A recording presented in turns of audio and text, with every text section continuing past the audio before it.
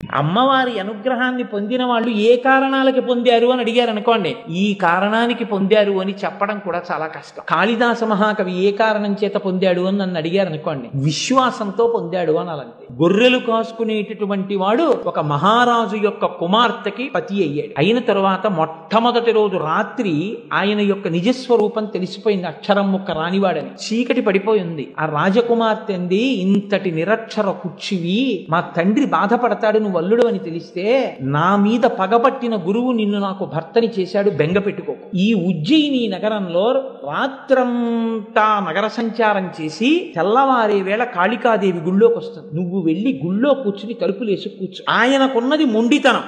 ఆ మొండితనాన్నే ఆస్తిగా ఆధారంగా చేసుకుని ఈశ్వరానుగ్రహం పొందగలిగినటువంటి శక్తిని ప్రచోదనం చేసింది. కాబట్టి నీవు వెళ్ళి కాళికాదేవి ఆలయంలో తలుపులు వేసి కూర్చో.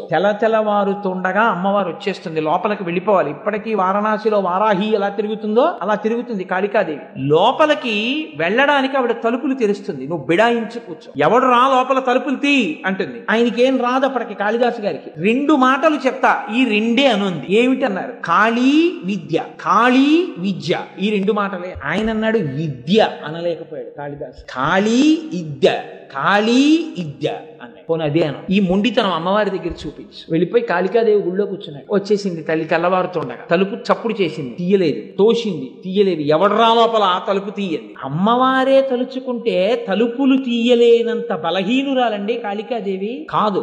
వచ్చిన ఆవిడ తనని అనుగ్రహించగలదు. గొర్రెలు కాసుకునేవాడిని నాకు ఆవిడ ఎలా ఇస్తుందండి కవిత్వం అని అడగకుండా కూర్చున్నాడు. వీడి విశ్వాసం చూద్దాం ఏం చేస్తాడో. ఒరే తలుపు తీస్తావా తీవా? ఏమీ లేనమాట. కాళీ విద్య. తలుపు తీస్తావా తీవా? ఈవిడ విద్య కావాలని ఆయన.